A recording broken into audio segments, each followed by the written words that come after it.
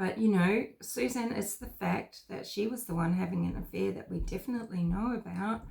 And she did have freedom to travel. And she spoke outright to Barry's friend about him and their marriage. And that would be a huge freaking no-no. Women would be very terrified to do that. So, but I don't know.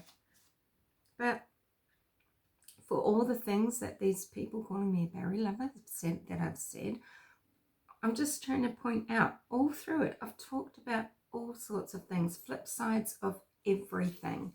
So I might have made some videos when I'm saying, hey, well, what if they did have an all right marriage, but it was just portrayed a different way? Or what if, you know, this, what if that?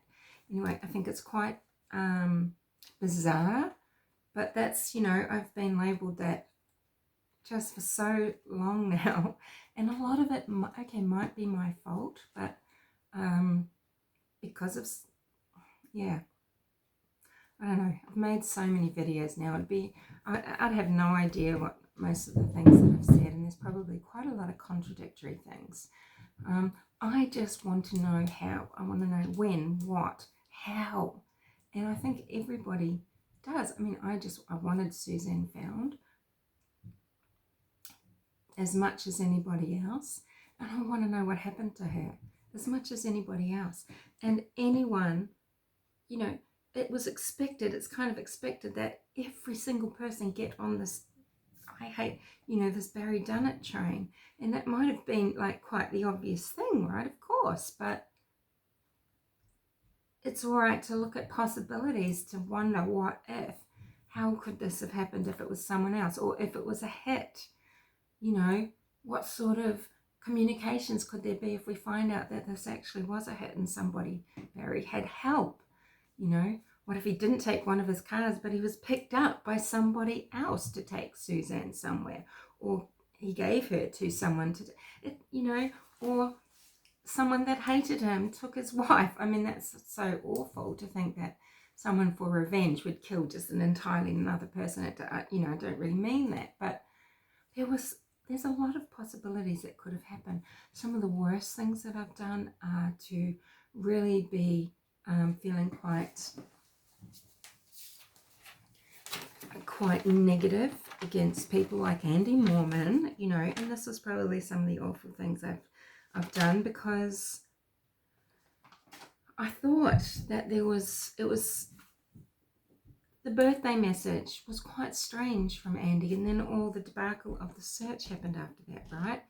His birthday message was something like, well, Suzanne, you know, you've always done the right thing by your family of origin. We're the ones that you always have your loyalty to, sort of thing.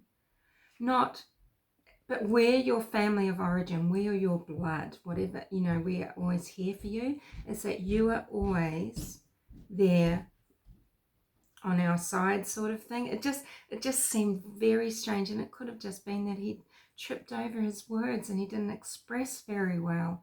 But, you know, thinking in terms of, well, what Suzanne Morphew wanted to do with her own money, what she wanted to invest in.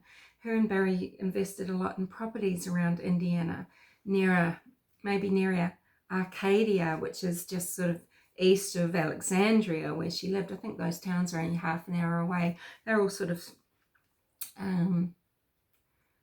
anyway, you know, did she want to start her own organization? She wanted to do other things. She didn't want to invest in the marijuana industry, and it just seemed like there was some subtext there about money, about Jean being ill, about inheritance, about maybe not wanting that Morphew family to have control of funds that maybe the Mormons thought that they should be getting invested in their family lines and businesses, right? It just seemed like that, and I'm sure that that has been just a very unpopular stance. And yeah, I was quite outspoken about that. I'd better go anyway. But, you know, it irked me, it worried me. Maybe it wasn't anything, but yeah.